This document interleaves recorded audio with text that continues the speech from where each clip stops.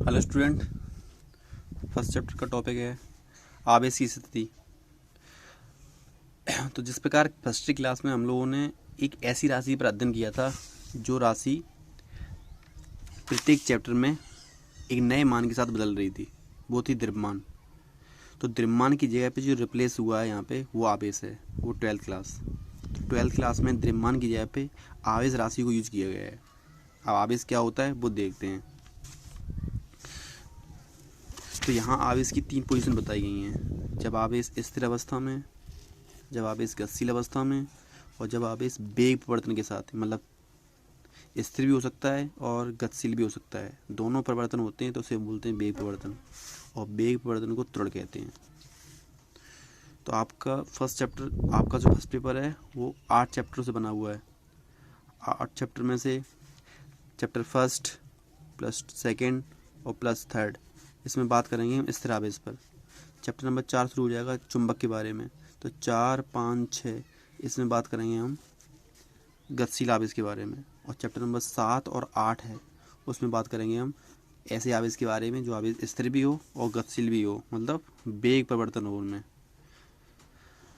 ये first paper की position है। तो फर्स्ट पेपर में इलेक्ट्रिसिटी और मैग्नेट है, और सेकंड पेपर में शुरू हो जाएगा ऑप्टिक्स और ट्रांजिस्टर। तो जब आवेश स्थिर अवस्था में है तो इसे बोला जाता है विद्युत बल या विद्युत क्षेत्र।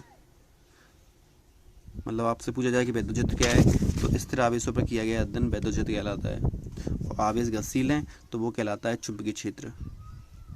और आवेश त्वरण के साथ गतिशील है तो वह कहलाता है विद्युत चुंबकीय तरंगें। आप लोगों ने 10th क्लास में पढ़ा होगा कि अगर कोई आवेश किसी v वेग से जा रहा है, क्यू आवेश v वेग से चुंबकीय क्षेत्र b में प्रवेश कर रहा है, तो फॉर्मूला होता है इसका लॉरेंज बल का, Q B sine theta F बराबर। 10th क्लास में पढ़ा होगा आपने ये इसके बारे में बात की गई है, चुंबकीय बल के बारे में। वैद्युत चुंबकीय तरंग का एग्जाम्पल, आप लोग घरों में टीवी वगैरह देखते हैं, तो टीवी अगर आपके घर में चल रही है और उसके बगल में कोई ऐसी शॉप है जहाँ पे कोई स्पार्किंग वाला काम हो रहा है। स्पार्किंग मतलब जिसमें लोहा वगैरह हैं, जो आयरन वगैरह की चीज़ें क्या करती हैं, जोड़ी जाती हैं। तो उससे अगर स्पार्किंग होती है तो वहाँ वेग बहुत तेज़ी से निकलते हैं, और वो टीवी को क्या करता है, स्केचिंग करने लगता है, टच करने लगता है। तो जो एटमॉस्फेयर है जो नेचुरल, वो वैद्युत चुंबकीय तरंग से बना हुआ है। तो यहाँ की स्पार्किंग उसे दिखाई दे रही है। जैसे मान के चलो टीवी चल रही है और बाहर से किसी ने गेट का स्विच ऑन किया, मतलब या गेट को आने के लिए, तो वो स्पार्किंग पूरे इसमें घर में क्या होती है, वैद्युत चुंबकीय तरंगें फैल जाती है, जिससे टीवी क्या होती है, स्क्रैचिंग करने लगती है या सिग्नल वीक होने लगते हैं। खैर ये पढ़ेंगे हम चैप्टर नंबर 7 और 8 में, जब शुरू होगा वैद्युत चुंबकीय तरंगें तब देखते हैं। अभी केवल इंट्रोडक्शन देखनी है कि वैद्युत चुंबकीय तरंगें कब उत्पन्न होती हैं। जब कोई इलेक्ट्रॉन बहुत तेज़ी से या फिर थोड़ा धीमा, एक समान गति से न होके थोड़ी असमान गति से गति करे, तो उसे बोला जाता है वैद्युत चुंबकीय तरंगें। अब बात करते हैं हम, चैप्टर का नाम जो है स्थिर वैद्युतिकी। तो स्थिर वैद्युतिकी की परिभाषा क्या बनाएगी कि हम पढ़ के आ रहे हैं फिजिक्स, तो भौतिक विज्ञान की वह शाखा जिसके अंतर्गत, भौतिक विज्ञान की वह शाखा जिसके अंतर्गत हम ऐसे आवेशों पर अध्ययन करते हैं जो आवेश कैसे हों, स्थिर हों। तो स्थिर आवेशों पर किया गया अध्ययन स्थिर वैद्युतिकी कहलाता है।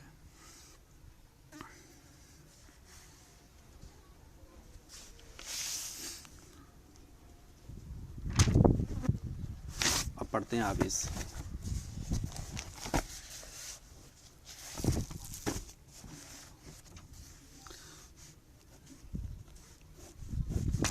आवेश एक ऐसी प्राकृतिक घटना हो सकती है, जैसे कि मान के चलो दो पदार्थों को आपस में रगड़ने पर उनके बीच एक पदार्थ किसी दूसरे पदार्थ पर बल लगाने का अनुभव करता है। बल लगाने का अनुभव करता है, जैसे मान के चलो हमारे पास कोई चीज़ है, जैसे हमारे पास एक मार्कर ले रहे हैं और मार्कर को किसी चीज़ से हम रफ करा रहे हैं, तो वो मार्कर कागज़ के टुकड़ों को अपनी ओर खींचता है। तो ये जो मार्कर और कागज़ के बीच में चिपकने वाली जो प्रॉपर्टी आ रही है उसी को बोलते हैं आवेश। तो आवेश की परिभाषा आप दो प्रकार से बना सकते हैं, एक तो परिभाषा बल के रूप में और एक परिभाषा चिपकने के रूप में। तो दो पदार्थों को आपस में रगड़ने पर हल्के पदार्थ का भारी पदार्थों की ओर आकर्षित होना या फिर चिपकना आवेश कहलाता है। दूसरी परिभाषा बना सकते हैं कि आवेश एक प्रकार का ऐसा गुण है जहाँ एक पदार्थ किसी दूसरे पदार्थ पर बल का अनुभव करता है। जब कोई चीज़ किसी भी चीज़ के साथ क्या होती है, आकर्षित होती है या चिपकती है, तो वो घटना बल कहलाती है।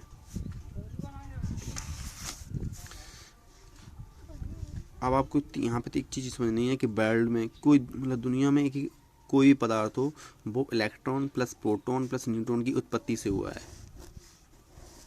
अब इसकी डिस्कवरी वगैरह में हम केमिस्ट्री में पढ़ेंगे कि इलेक्ट्रॉन प्रोटॉन न्यूट्रॉन कहाँ से बने हैं, कैसे बने हैं, लेकिन इनसे फील करना पड़ेगा कि किसी भी पदार्थ के अंदर इलेक्ट्रॉन प्रोटॉन न्यूट्रॉन की प्रॉपर्टी होती है।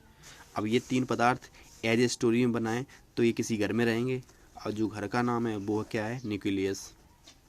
आपने केमिस्ट्री पढ़ा होगा नाविक। तो नाविक के अंदर तीन लोग रहते हैं, इलेक्ट्रॉन प्रोटॉन न्यूट्रॉन। अब पोजीशन क्या है इनकी, तो पोजीशन के लिए इलेक्ट्रॉन प्रोटॉन न्यूट्रॉन तीनों लोग कर दे रहे हैं। एक कोड से बनाए तो न्यूट्रॉन पर नो चार्ज, इस पे कोई चार्ज नहीं है, उदासीन माना जाता है। प्रोटॉन का अगर हम पॉजिटिव ले लें तो ये प्लस का है, बचा हुआ क्या, माइनस। अब तीनों पदार्थों में सबसे जो भारी होगा वो कौन होगा, प्रोटॉन। प्रोटॉन भारी वजन में, इसलिए इसको पॉजिटिव दिया गया है, तो ये प्लस है। अब पोजीशन दिखानी है कि न्यूट्रॉन कोई चार्ज नहीं है, कोई एनर्जी नहीं इसके पास कैरी कर सकता है, इसलिए इसको क्या करना पड़ेगा, इसको हमें अंदर बैठाना पड़ेगा इस नाभिक न्यूक्लियस के अंदर, क्योंकि इस पर कोई एनर्जी नहीं है। प्रोटॉन की इतनी हाई एनर्जी है कि वो क्या कर रहा है, डिस्ट्रॉय नहीं कर, सॉरी चल नहीं पा रहा है, या कुछ भी मान सकते हैं, मूविंग नहीं कर पा रहा है। क्योंकि दो आदमियों में से हम कोई भारी और एक हल्की वस्तु को अगर बढ़ाएं तो हल्की वस्तु क्या होती है, आगे जाती है भारी की अपेक्षा। तो यहाँ पे हम वो स्टोरी बना सकते हैं कि प्रोटॉन पर हाई एनर्जी यानी ज़्यादा भारी होने के कारण उसको भी अंदर बैठाना पड़ेगा। अब एक नाविक न्यूक्लियस है, एक घर की तरह काम कर रहा हो, तो किसी को जॉब करनी पड़ेगी। तो वहाँ पे जो जॉब करेगा या नौकरी करेगा वो करेगा इलेक्ट्रॉन, क्योंकि हमें घर का खर्च चलाना है। तो नाभिक की स्टोरी को हम इस प्रकार से बांट सकते हैं कि न्यूट्रॉन पर कोई चार्ज नहीं, कोई एनर्जी कैरी नहीं कर रहा, इसलिए वो अंदर बैठा है। प्रोटॉन पर इतना हाई सप्लायर है जिसके कारण वो भी क्या है, वो अंदर बैठा हुआ है। इलेक्ट्रॉन की पोजीशन क्या होगी, सॉरी न्यूट्रॉन है यहाँ पे, और इलेक्ट्रॉन क्या करेंगे, इसके चारों से चक्कर लगाएंगे और जो एनर्जी इकट्ठी करेंगे उसकी सैलरी बनेगी और वो उसे डिस्ट्रॉय करेंगे।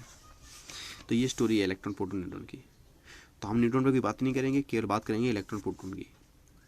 किसी भी पदार्थ के अंदर या किसी भी चालक या अचालक पदार्थ के अंदर इलेक्ट्रॉन और प्रोटॉन बराबर मात्रा में होते हैं। जितने इलेक्ट्रॉन हैं उतने प्रोटॉन होंगे, ये नियम याद रखना पड़ेगा। इलेक्ट्रॉन और प्रोटॉन की संख्या हमेशा बराबर होती है। इलेक्ट्रॉन 10 हैं तो प्रोटॉन भी 10 होंगे, अगर वस्तु अनावेशित है। लेकिन अगर हम उसे चार्ज करेंगे तो उसके इलेक्ट्रॉन ट्रांसफ़र होंगे इधर से उधर या उधर से उधर, वो देखेंगे हम। तो पहला पॉइंट ध्यान रखना है कि इलेक्ट्रॉन प्रोटॉन की संख्या हमेशा बराबर होगी। न्यूट्रॉन के बारे में यहाँ पे हम बात नहीं कर रहे कि उस पर कोई चार्ज कैरी नहीं है। आगे बढ़ते हैं। अब इलेक्ट्रॉन प्रोटॉन बराबर हैं तो हमें पता लगाना है कि जो साइंटिस्ट थे फ्रैंकलिन ने अपनी एक एक्सपेरिमेंट में ये देखा कि अगर हम दो पदार्थ ले रहे हैं और दोनों पदार्थों पर हम क्या करें, एक पदार्थ का ले लिया हमने इलेक्ट्रॉन, मान लो इसमें 7 हैं और दूसरे में भी 7 होंगे। एक तरफ दूसरा पदार्थ ले लिया हमने, मान लो यहाँ पे 12 और यहाँ पे इसके भी प्रोटॉन भी 12 होंगे। अगर इलेक्ट्रॉन 7 है प्रोटॉन भी 7 हैं, इलेक्ट्रॉन 12 है प्रोटॉन भी 12 हैं। ये मैंने सपोज किया है 7-12 करके, आप चाहो तो कोई दूसरा नंबर ट्रेवल कर सकते हो। तो अब हमें यहाँ पे क्या करना है, आवेश की स्थिति लानी है। और परिभाषा क्या है हमारे पास कि दो पदार्थों को आपस में रगड़ने पर एक आवेश किसी दूसरे आवेश पर चिपकना चाहता है या फिर बल का अनुभव करना चाहता है। आपसे पूछा जाए कि ये विधि कौन सी प्राप्त हो रही है हमें, तो दो पदार्थों को आपस में रगड़ते हैं तो हमें कौन सी विधि मिलती है, घर्षण। तो आवेश उत्पन्न करने की पहली विधि घर्षण हो गई, जब दो पदार्थों को आपस में रगड़ रहे हैं। ठीक, जैसे कि आवेश की परिभाषा है कि दोनों आवेश को रगड़ने पर क्या मिलेगा हमें, तो रगड़ने पर देखते हैं दोनों लोग आपस में कांटेक्ट में आए, कांटेक्ट आने के बाद दोनों लोग अलग अलग होंगे, तब क्या होगा, प्रोटॉन, हमने क्या बताया था, प्रोटॉन हमेशा स्थिर हैं, उन्हें पर कोई फर्क नहीं पड़ेगा। अब बचा हमारा इलेक्ट्रॉन, अगर इसकी पार्टिकल हल्का है, ये पर भारी है, या फिर कोई हम इसके इससे ट्रांसफ़र कर रहे हैं या फिर इसे ट्रांसफ़र कर रहे हैं, हम सपोज कर रहे हैं इस चीज़ को, तो दोनों केसों में क्या होगा, या तो ये इस पर जाएगा या तो ये इस पर आएगा। तो ओवरऑल हमें मान लो यहाँ पे मिले 6, तो यहाँ पे क्या होगा इलेक्ट्रॉन, यहाँ पे इलेक्ट्रॉन 13 हो जाएंगे, क्योंकि एक यहाँ पे आपस में बढ़ रहा है, एक घटा रहा है। अब बताओ, इलेक्ट्रॉन माइनस में होते हैं, प्रोटॉन प्लस में होते हैं, तो इलेक्ट्रॉन यहाँ पे कैसे हो गए, कम हो गए प्रोटॉन की अपेक्षा। प्रोटॉन 7 हैं, प्लस ज़्यादा है, माइनस कम, तो इसे बोला जाएगा धनावेश। यहाँ पे इलेक्ट्रॉन ज़्यादा, प्रोटॉन कम, तो ये क्या हो गया, ऋणावेश। तो दो पदार्थों पर आपस में रगड़ने पर हमें एक प्रॉपर्टी प्राप्त हुई। तो फ्रैंकलिन ने सोचा कि यहाँ पे आवेश की प्रॉपर्टी दो प्रकार की हो रही है, एक धनावेश, एक ऋणावेश। जो ले लेता है वो ऋणावेश, जो दे देता है वो धनावेश। यानी कि जो देता है वो एक तरह का क्या हो गया, अमीर हो गया, यानी कि वो उसे क्या बोला जाएगा, पॉजिटिव। और जिसने ले लिया है, ऋण ले लिया है, मतलब जिसने लोन ले लिया है, वो एक तरह का क्या हो गया, ऋणावेश। इलेक्ट्रॉन की कहानी यहाँ तक नहीं रुकी हुई, आगे बढ़ते हैं इस पर कि इलेक्ट्रॉन अगर किसी भी पदार्थ के अंदर चल रहे हैं, कोई गति कर रहे हैं, तो वो पदार्थ चालक पदार्थ कहलाते हैं, लोहा, एल्युमिनियम, जिंक, etc। लेकिन अगर यही इलेक्ट्रॉन प्रोटॉन की तरह काम करें, यही इलेक्ट्रॉन प्रोटॉन की तरह काम करें किसी भी वस्तु के अंदर या पदार्थ के अंदर, तो वो पदार्थ कहलाता है अचालक, जैसे लोहा, प्लास्टिक, रबड़। इन पदार्थों में विद्युत धारा नहीं होती है, करंट नहीं होता, फैलो करता है, और लोहा वगैरह में कैरी करता है ये।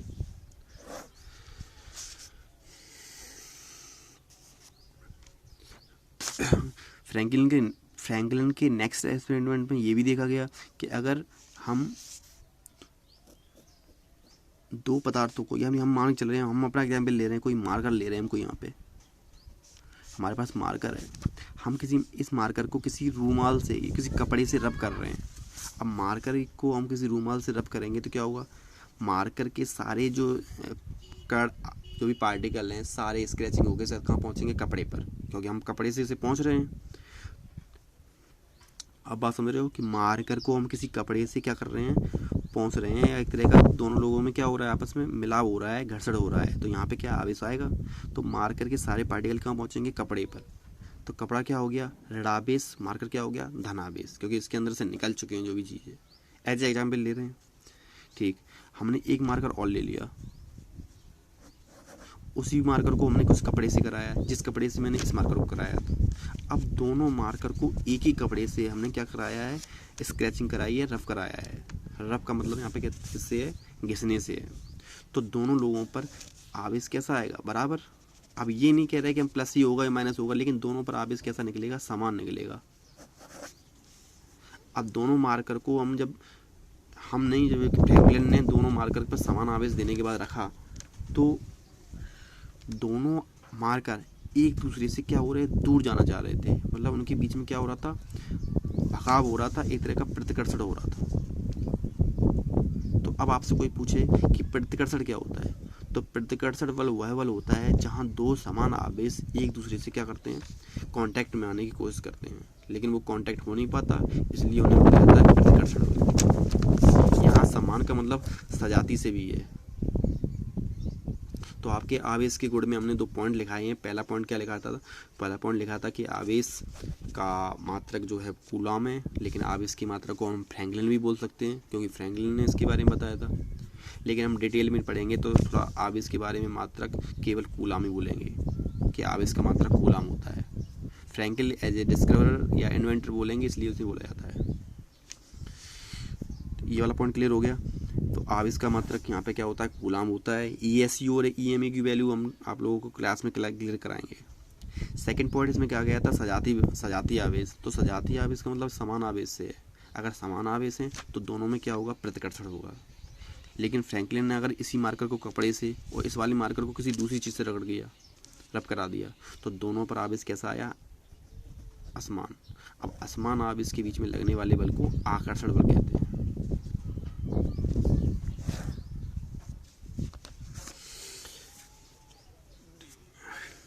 तो आकर्षण प्रतिकर्षण समझ में आ गया सबके। तो सबसे पहले आपसे कहा जाएगा कि आवेश क्या है, स्थिर वैद्युतिकी क्या है। तो स्थिर वैद्युतिकी क्या है कि भौतिक विज्ञान की वह शाखा जिस पर हम स्थिर आवेशों के बारे में अध्ययन करते हैं, स्थिर वैद्युतिकी कहलाता है। फिर पूछा जाएगा कि आवेश क्या है, कि आवेश एक पदार्थों का वह गुण है जिसमें कोई एक पदार्थ किसी दूसरे पदार्थ पर चिपकना चाहता है या फिर बल लगाने का अनुभव करता है। चालक पदार्थ क्या होते हैं? तो चालक पदार्थ में क्या बताओगे आप लोग कि वे पदार्थ जिसमें इलेक्ट्रॉनों का प्रभाव बहुत तेज़ी से होता है चालक पदार्थ कहलाते हैं। लोहा, जिंक, एल्युमिनियम।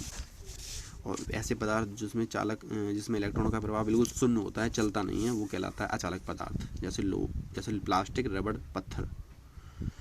अब कोई पूछे कि प्रतिकर्षण बल क्या है, तो दो समान आवेशों के बीच में लगने वाले बल को प्रतिकर्षण बल बोलते हैं और असमान आवेशों के बीच में लगने वाले बल को आकर्षण बल बोलते हैं।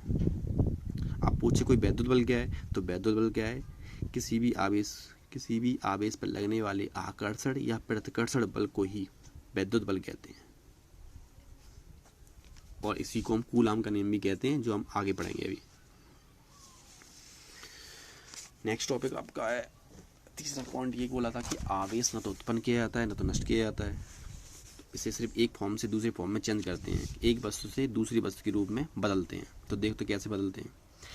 तो दो पदार्थ मैंने ले लिए, वही एग्जाम्पल आपको पहले रखा हुआ है कि ई का मान लो 7 है तो बी भी 7 होगा। एग्जाम्पल जस्ट ए नोटिस है, या आप यहाँ पे चेंज कर सकते हैं वैल्यू।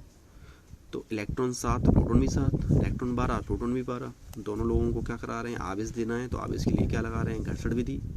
तो घर्षण विधि को क्या कर रहा है? यहाँ पे ये चेक कर लो कि ई 7 है तो ई 12 है, तो यहाँ पे टोटल कितना है? 19 है। 19 इलेक्ट्रॉन तो 19 प्रोटॉन। दोनों लोगों को मैंने रब कराया, रब कराने के बाद दोनों को अलग अलग किया, तो ई पर 6 और पी पर 7, ई पर 13 तो पी पर 12। तो यहाँ पे टोटल देखते हैं इलेक्ट्रॉन कितने हैं? 13 और 6 19 और 12 7 19। इसका मतलब है जो पहले था वही बाद में है। तो आवेश न तो उत्पन्न हो रहा है ना तो नष्ट हो रहा है, उसे सिर्फ एक वस्तु से दूसरी वस्तु के रूप में ट्रांसफर कर रहे हैं। इसी को आवेश संरक्षण का नियम कहते हैं। दो पदार्थों को आपस में रगड़ने पर एक पदार्थ के इलेक्ट्रॉन दूसरे पदार्थ तक पहुंचते हैं, लेकिन ओवरऑल देखते हैं, जब हम ओवरऑल रिजल्ट देखते हैं तो दोनों पर कोई फर्क नहीं पड़ता।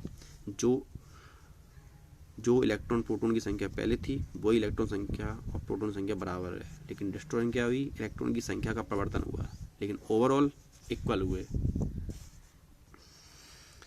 फिर नेक्स्ट पॉइंट पे कह रहा है कि घर्षण आवेश को उत्पन्न करने की कितनी विधियां हैं? तो आवेश को उत्पन्न करने की हमारे पास कितनी विधि हैं? 3 विधि होती हैं। आवेश को उत्पन्न करने की 3 विधि हैं। नंबर 1 आप जानते हैं कौन सी है? घर्षण विधि। और दूसरी कौन सी है? चालन विधि। तीसरी प्रेरण विधि। आवेश उत्पन्न करने की विधि पहली क्या है? घर्षण। तो घर्षण आप लोग जानते ही हैं कि दो पदार्थों को आपस में रगड़ने पर उनके बीच में कांटेक्ट हो, मतलब वो स्पर्श करके जो भी बस कर रहे हैं, आवेश उत्पन्न कर रहे हैं, उन्हें कहते हैं घर्षण विधि। दूसरा जो है वो है चालन विधि। चालन विधि मैंने एक वीडियो डाला था आपको, वो वीडियो में बहुत क्लियर हो गया होगा आपको।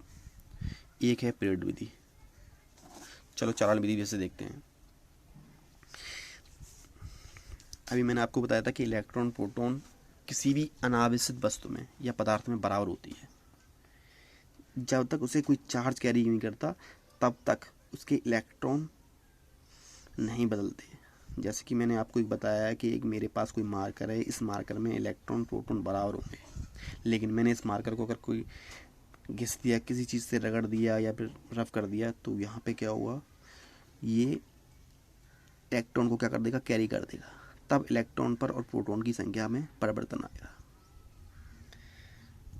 तो घर्षण विधि समझ में आ गई। चालन विधि देखते हैं। तो मान लीजिए चलो हमारे पास कोई एक मेटल प्लेट है जिसमें plus plus minus minus minus plus plus, जितने प्लस हैं उतने माइनस होंगे, क्योंकि ये वस्तु कैसी है? अनावेशित है। मैंने यहाँ पे रख दिया ऐसे, ठीक। अब मेरे पास कोई दूसरी वस्तु है, उसके पास भी प्लस माइनस बराबर होंगे।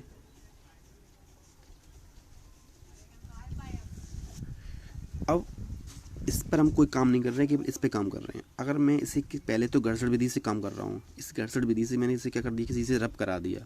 तो रब कराने पर एक टाइम ऐसा आया, रब कराते गए इसके सारे इलेक्ट्रॉन निकल गए। अब सारे इसके इलेक्ट्रॉन निकल गए तो इसमें क्या बचा? प्रोटॉन प्लस आवेश बचा। तो ये वस्तु कैसी है? धनावेश। अब धनावेश वस्तु को हम इसके पास लाएंगे, इसके कांटेक्ट में लाएंगे, रगड़ेंगे नहीं, सिर्फ कांटेक्ट में लाएंगे।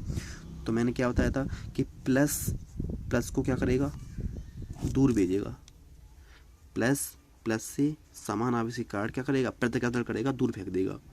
और माइनस वाले आवेश को क्या करेगा, कैरी करेगा, क्योंकि यहाँ पे क्या लगेगा, आकर्षण। तो ये आवेश क्या हो रहे हैं, चलकर एक स्थान से दूसरे स्थान पर पहुंच रहे हैं। तो इसी को कहते हैं चालन विधि, चलकर आना। ठीक है, फिर भी आप लोग चालन वाला पीरियड वाला वीडियो अच्छी तरह देख लें, वो क्लियर हो जाएगा इससे।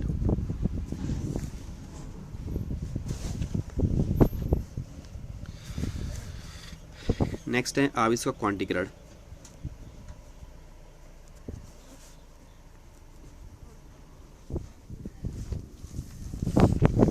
ये तो आप लोग जानते हो कि इलेक्ट्रॉन का मान कितना होता है, 1.6 10 की घात -19 ऋणात्मक प्रकृति का। तो यहाँ पे माइनस हम जब न्यूमेरिकल करते हैं तो यहाँ पे माइनस नहीं लगाते, लेकिन ये माइनस में होता है ऋणात्मक वैल्यू। पी का मान पूछे तो प्लस के 1.6 10 की घात -19। अब बात कर रहा है कि आवेश का क्वांटीकरण। तो आवेश का क्वांटीकरण क्या होता है, किसी भी मूल आवेश का, किसी भी मूल आवेश, जो आपका मूल आवेश है वो दिए गए किसी भी पदार्थ के इलेक्ट्रॉनों का क्या होता है, पूर्ण गुणज होता है। जैसे हमारा मान लो मेन आवेश Q है, वो उन संख्या कितनी काउंटिंग दिखा रहा है, किसके, मूल मुक्त आवेश जो आपका फ्री इलेक्ट्रॉन होता है कि E, उसका पूर्ण गुणज होता है। पूर्ण गुणज को हम अगर सही से पढ़ें तो पूर्ण गुणज का मतलब होता है कंप्लीटली मल्टीप्लाई, किसके साथ, इलेक्ट्रॉन आवेश के साथ। Q बराबर NE।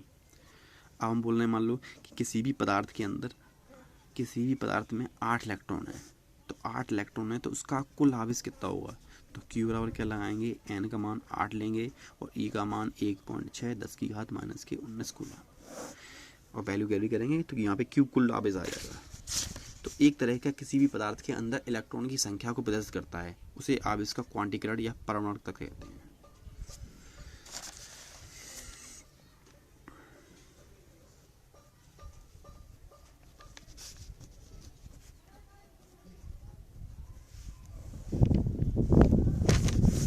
कूलम का नियम, जैसे कि आप लोगों ने गुरुत्वाकर्षण का नियम पढ़ा था, वैसे ही कूलम का नियम है, बिल्कुल सेम। करना क्या है वो देखना।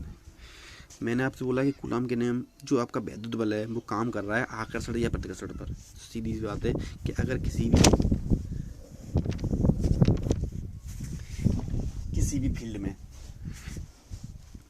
भी फील्ड यहाँ पे वैद्युत क्षेत्र है। अब वैद्युत क्षेत्र क्या होता है वो भी अब आपको बताएंगे। चलो पहले वैद्युत क्षेत्र देखते हैं क्या होता है।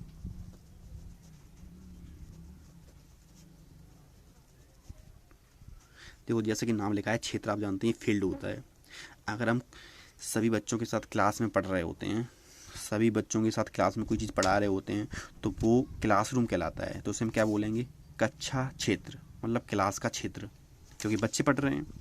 अगर वहीं हम लोगों ने अगर उस जगह को किसी क्रिकेट ग्राउंड से कंपेयरिंग कराया तो वहाँ पे क्या कर रहे हैं, खिलाड़ी खेल रहे हैं, तो वो क्या कहलाएगा, क्रिकेट फील्ड, यानी कि क्रिकेट क्षेत्र। बस आपको यहाँ पे खिलाड़ी और स्टूडेंट को रिप्लेस करके आवेश रखना है। तो अगर हम अपने आवेश रख दिया तो वो जगह कहलाती है वैद्युत क्षेत्र। एक सिंपल सी लैंग्वेज में आप समझ सकते हो कि आवेश अगर एक तरह का कोई लड़का है या कोई भी चीज़ मान सकते हो, तो उसे रहने के लिए जगह चाहिए और वो जिस जगह में रहेगा वो कहलाता है वैद्युत क्षेत्र। तो परिभाषा बन जाएगी किसी आवेश समुदाय का। समुदाय का मतलब एक गांव के लेवल से नहीं है, समुदाय का मतलब एक संगठन से है, एक उससे है, यूनिटी से है कि बहुत सारे आवेशों का संगठन। तो आवेश समुदाय का वह क्षेत्र जहाँ पे आवेश किसी दूसरे आवेश के साथ, सीधी सी बात है, बल का अनुभव करता है या फिर अपना क्षेत्र उत्पन्न करता है। किसी आवेश समुदाय का वह क्षेत्र जहाँ पे कोई आवेश आकर्षण या फिर प्रतिकर्षण बल का अनुभव करता है, वैद्युत क्षेत्र कहलाता है। ठीक है, तो यहाँ पे देखते हैं कूलम का नियम क्या होता है। तो यहाँ पे जैसा कि आपको समझ में आ रहा है कि आवेश बहुत सारे हैं, तो बहुत सारे आवेश मान लो यहाँ पे 2 ले रहे हैं हम, तो ये इस पे बल लगाएगा। मान लो एक आवेश और ले लें तो ये इस पे बल लगाएगा। यानी कि यहाँ पे एक इन्फॉर्मेशन मिल रही है कि आवेश की संख्या जितनी ज़्यादा होगी उतनी काउंटिंग ज़्यादा होगी।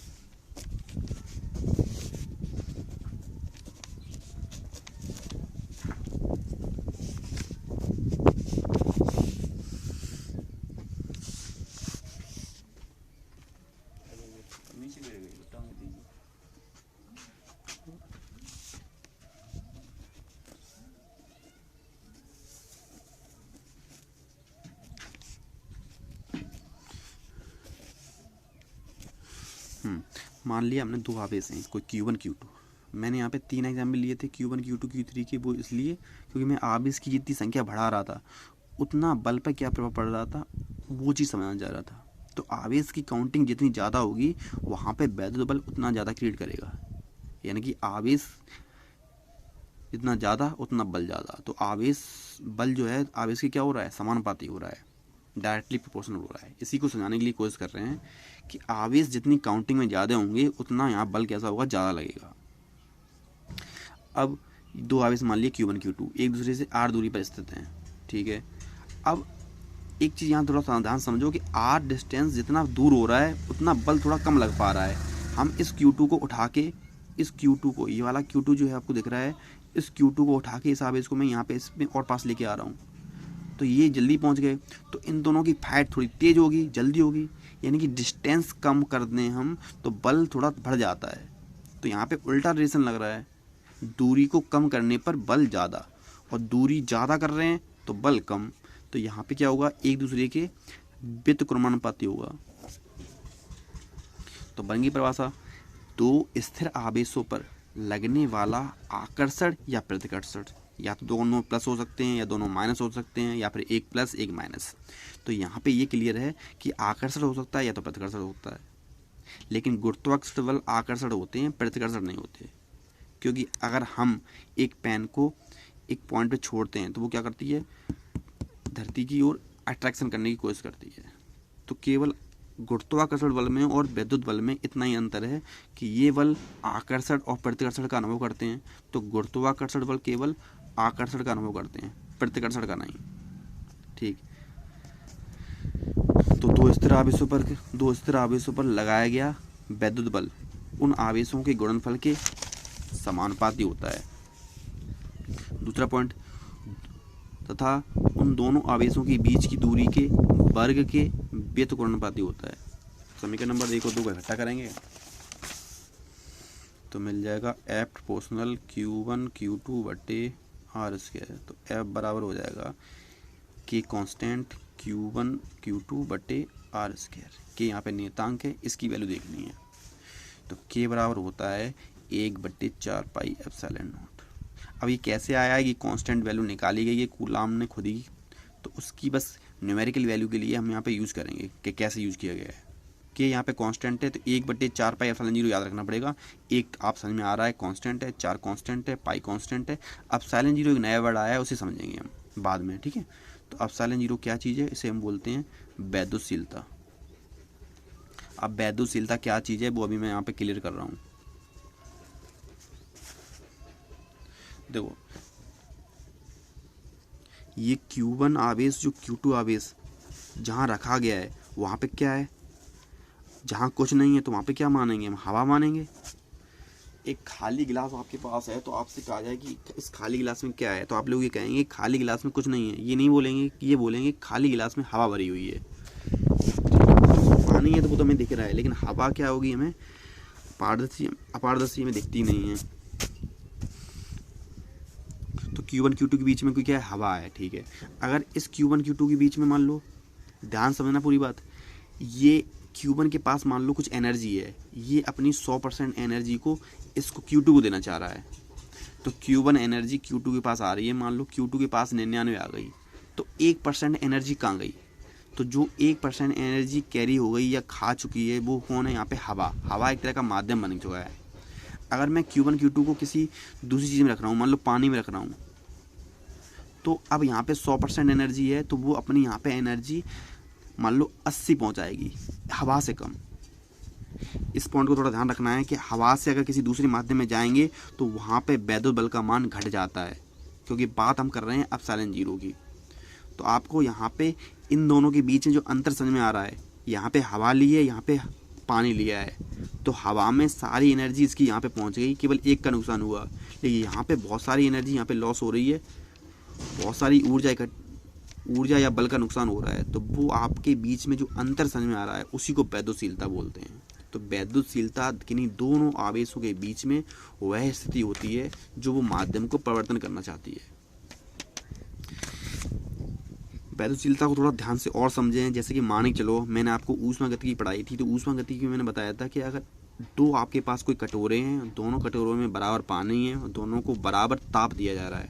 तो एक का पानी जल्दी गर्म और एक का पानी थोड़ा धीमा गर्म हो रहा है, मतलब एक जल्दी गर्म हो जाता है, एक धीमा गर्म हो जाता है। तो ये प्रॉपर्टी क्या है? तो ये प्रॉपर्टी है ऊष्मा चालकता गुणांक। मतलब जो कटोरा है उसका दोनों का मटेरियल अलग है, दोनों थोड़ा अलग अलग पदार्थ के बने हुए हैं, कोई लोहे का बना हुआ है, कोई तांबा का बना हुआ हो, तो फ़र्क पड़ेगा उसकी क्वालिटी पर। तो वैद्युशीलता वो भी एक तरह की क्या है, एक तरह की प्रॉपर्टी है जो हवा और पानी के बीच में आपको संबंध बताना चाह रही है। हम पानी की जगह पे मान लो यहाँ पे कोई कोई दूसरा मेटल ले रहे हैं तो मेटल के लिए और वैल्यू बढ़ जाएगी, अनंत मानी जाती है, वो मैं आपको लिस्ट बना के दूँगा। लेकिन वैद्युशीलता को थोड़ा समझने की कोशिश करो कि दो पदार्थों के बीच में जो एक प्रॉपर्टी बन रही है उसी को वैद्युशीलता बोलते हैं। यहाँ पे वैद्युशीलता एप्सिलॉन जीरो, इसे बोला जाता है एप्सिलॉन जीरो। नाम थोड़ा हार्ड है, थोड़ा ध्यान से देखें। एप्सिलॉन,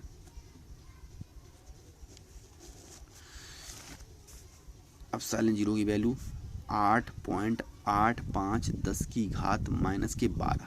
अब मात्रा कैसे निकालेंगे वो मैं आपको बता रहा हूँ। तो एप्सिलॉन जीरो का ये वाला मान आपको याद रखना पड़ेगा। दो मान आ चुके हैं। एक मान आया था आपका इलेक्ट्रॉन का 1.6 10⁻⁻19 न्यूमेरिकल में यूज होगा। एप्सिलॉन जीरो का मान भी याद रखना पड़ेगा 8.85 10⁻12। मात्रक देखते हैं कैसे निकालते हैं। तो जैसा कि आपको पता है कि आर के कांस्टेंट इसका मान कितना रख दिया है 1/4 पाई एप्सिलॉन जीरो। अब मैं केवल एप्सिलॉन जीरो का मान निकाल रहा हूँ क्योंकि एप्सिलॉन जीरो का मात्रक चाहिए हमें। तो इसका मात्रक निकालने के लिए क्या करेंगे, ध्यान से देखना। एप्सिलॉन जीरो कहाँ जाएगा,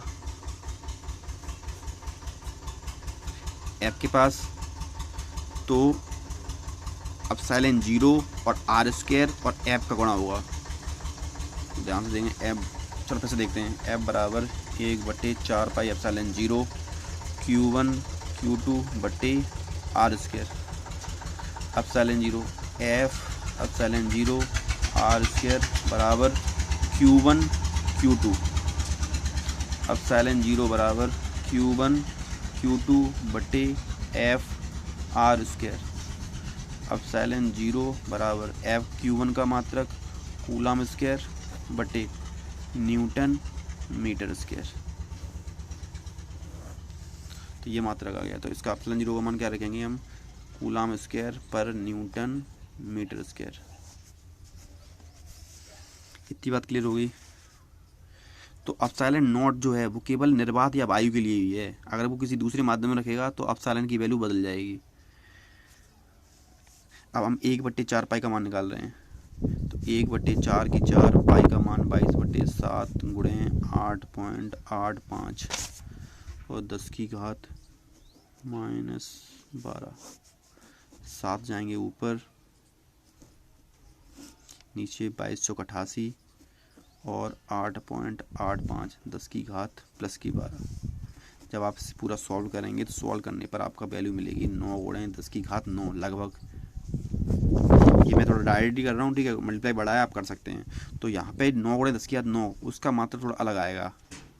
जो मात्रक आपका ये वाला आया ये नहीं आएगा। अब 1/4 पाई एप्सिलॉन जीरो का मात्रक अलग आएगा। देखो ध्यान से, यहाँ पे इसका मात्रक देख रहे हैं हम। तो इसका मात्रक निकालने के लिए क्या करेंगे हम, एफ जाएगा आर के पास, तो क्या हो जाएगा एफ आर स्क्वायर। इधर ही निकाल दे रहा हूँ। तो 1/4 पाई एप्सिलॉन जीरो का मात्रक निकालेंगे तो क्या हो जाएगा एफ आर स्क्वायर। और Q1 Q2 कहाँ आएंगे, डिवाइड में। देखो 1/एप्सिलॉन जीरो जो पूरी संख्या गुणा में है, यहाँ से अगर हम 1/एप्सिलॉन जीरो निकाल रहे हैं तो ये संख्या सारी जाएगी, तो आर स्क्वायर कहाँ जाएगा ऊपर और Q1 Q2 कहाँ जाएगा नीचे। तो मात्रक बन जाएगा न्यूटन मीटर स्क्वायर पर कूलम स्क्वायर। उल्टा होता है बिल्कुल मात्रक। तो न्यूटन मीटर स्क्वायर पर कूलम स्क्वायर। अब आपसे पूछा जाए कि एप्सिलॉन जीरो की और 1/4 एप्सिलॉन जीरो की विमा क्या होगी, तो वैद्युशीलता की विमा और उसकी विमा दोनों में अंतर आएगा।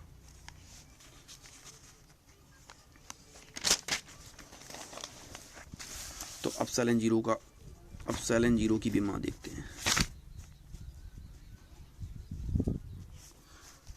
तो मात्रा क्या निकाला एप्सिलॉन जीरो का, एप्सिलॉन जीरो का मात्रा क्या है कूलम स्क्वायर पर newton metre square. Class first year में आपने केवल 3 वर्ड देखे थे, एम एल टी और थीटा वगैरह देख लिया था, ताप वगैरह, ताप में निकालने में, ऊष्मागतिकी में निकालने में। लेकिन यहाँ पे एक नया वर्ड आएगा, वो आएगा एम्पियर। तो आपको एम्पियर थोड़ा रखना पड़ेगा। एम्पियर जो है वो धारा का मात्रक है और इसका विमा जो है सिंबल वो ए है। तो आपने एक फॉर्मूला पढ़ा होगा, क्यू बराबर आई टी, या फिर 10th क्लास में आई बराबर क्यू अपॉन टी। तो यहाँ से क्यू का मान निकालेंगे, क्या आएगा, आई टी। तो आई टी में देखो आई की विमा में क्या बता रहा हूँ, आई की विमा होती है ए और टी की विमा क्या होती है टी।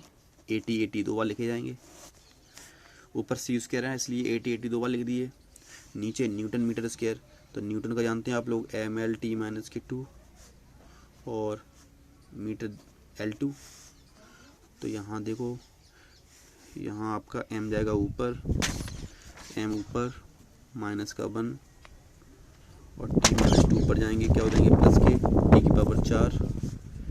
a आपका ऊपर स्क्वायर और l आपके नीचे कितने हुए 3, ऊपर जाएगी माइनस के 3। एप्सिलॉन 0 का मात्रक m-1 T4 A2 L-3। और आपसे कहा जाए कि 1/4 एप्सिलॉन 0 का मात्रक क्या होगा, तो न्यूटन मीटर स्क्वायर पर कूलम स्क्वायर होता है इसका। अभी देखो निकाला था, newton metre square coulomb square. इसकी विमा एम एल टी माइनस के 2 और मीटर का एल एल, नीचे ए टी और ए टी। एम सिंगल है, एल 3 है और टी आपका ऊपर डबल है, नीचे भी डबल है, ऊपर जाके माइनस का हो जाएगा माइनस के 4 और ए माइनस के 2। तो 1/4 एप्सिलॉन 0 का मात्रक अलग और एप्सिलॉन 0 का मात्रक अलग।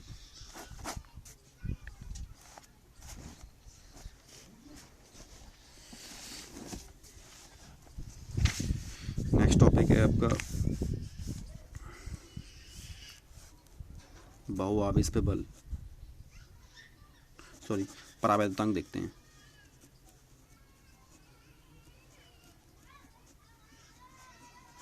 वैद्युशीलता क्लियर होगी तो परावैद्युतांक देखते हैं। तो परावैद्युतांक क्या होता है, परावैद्युतांक किसी भी माध्यम, परावैद्युतांक कूलॉम के नियम में प्रयोग किया जाने वाला वह एक नियतांक की एक तरह का जो वैद्युशीलता को 2 माध्यम में तुलना कराता है। मेरी बात से समझें, परावैद्युतांक वैद्युशीलता में हुए अनुपात को कहते हैं। मान लो अभी आपको बताया था मैंने कि वैद्युशीलता अभी हवा में अलग थी, किसी माध्यम में या अलग, किसी पानी में अलग रख रहे हैं, तो दोनों के बीच में जो आपकी तुलना हो रही है, यहाँ मान लो 1 था, यहाँ पे मान लो 4 हो जाए, तो इन दोनों के बीच में जो अनुपात आ रहा है, कितना बढ़ गया है कितना घट जाए, उसको बोलते हैं परावैद्युतांक। ठीक है, जैसे मान चलो इसका मान हमेशा वायु के लिए कितना होता है, 1 लिया जाता है, इतना रखना है। ठीक है, देखते हैं।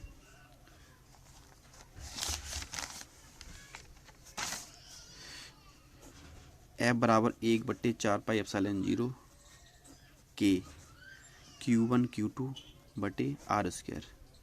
मैंने 1/4 पाई एप्सिलॉन 0 के साथ केवल लिख लिया है क्योंकि बात कर रहे हैं परावैद्युतांक की। अभी आप लोग यहाँ कन्फ्यूजन होना कि 1/4 एप्सिलॉन 0 के का खुद का मान था, लेकिन 1/4 एप्सिलॉन 0 है संख्या कांस्टेंट ही तो है, तो इसके बगल में मैंने के लगा दिया है परावैद्युतांक को समझाने के लिए। मान लो ये वायु में स्थित हो, वायु या निर्वात में, एयर या वैक्यूम में, तो के का मान कितना लेंगे हम, ए। जब आपने ऐप को क्या लिखा है, हवा लिखा है, हवा या निर्वात, तो बराबर 1/4 पाई एप्सिलॉन नॉट, के का मान 1 रख दिया है, Q1 Q2 वैसा का वैसा, 4 स्क्वायर। समीकरण नंबर 1। फिर सेकंड केस में, जब के परावैद्युत का कोई पदार्थ है, मतलब अब परावैद्युतांक कोई के है, अब इसका मान के ना लेके क्या रख ले रहे हैं, F बराबर किसी माध्यम में रख रहे हैं हम ये, तो 1/4 पाई एप्सिलॉन, यहाँ पे एप्सिलॉन 0 बोला गया था क्योंकि हवा की थी, यहाँ पे हम केवल क्या लिख ले रहे हैं, एप्सिलॉन 0, क्योंकि केवल क्या है, माध्यम ले रहे हो। और यहाँ पे थोड़ा ध्यान समझें, F बराबर 1/4 पाई एप्सिलॉन 0 केवल हवा या निर्वात के लिए यूज करते हैं, तो एप्सिलॉन 0 यूज करेंगे। और के का मान कितना ले लिया, 1। दूसरे केस में माध्यम ले रहे हैं परावैद्युतांक, तो यहाँ 1/4 पाई एप्सिलॉन ले रहे हैं के Q1 Q2 बटे आर स्क्वायर। समीकरण नंबर 2। समीकरण नंबर 1/2 से, तो F A हवा एयर, नीचे M मीडियम बराबर 1/4πε0 Q1 Q2/r², और नीचे 1/4πε0 Q1 Q2/r², K। ये कट गया, ठीक है। ये पूरे टर्म देखो इससे कट रहे हैं।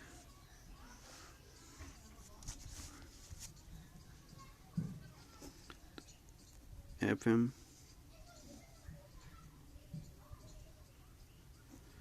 बटे FM बराबर, ऊपर बचा है क्या, नीचे वाला की जाएगा ऊपर, तो ε0 K, और नीचे ε0 सॉरी ये ε0 K, ε और ε0 FM बटे F। अगर आपका एक है, दोनों माध्यम बराबर है, तो यहाँ से K का मान निकल जाएगा ε0/ε।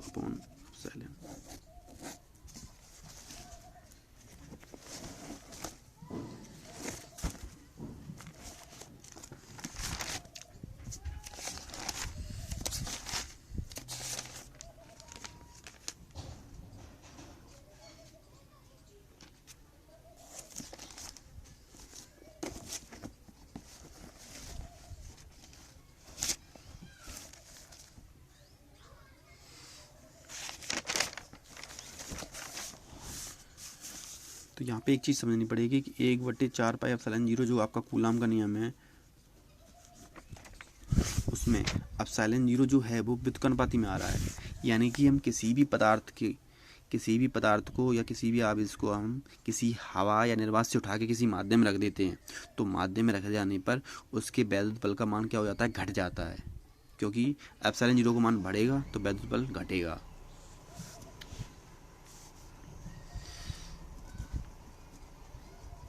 नेक्स्ट टॉपिक है आपका वैद्युत क्षेत्र की तीव्रता।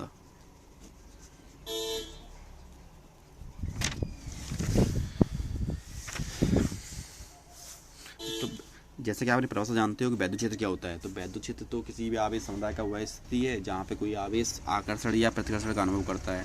लेकिन तीव्रता का मतलब यहाँ के से इंटेंसिटी से है। तो इसका भी इसका जो फॉर्मूला बनेगा वो देखते हैं। तो इसे इंटेंसिटी को हम बोलते हैं ई बराबर होता है F/Q।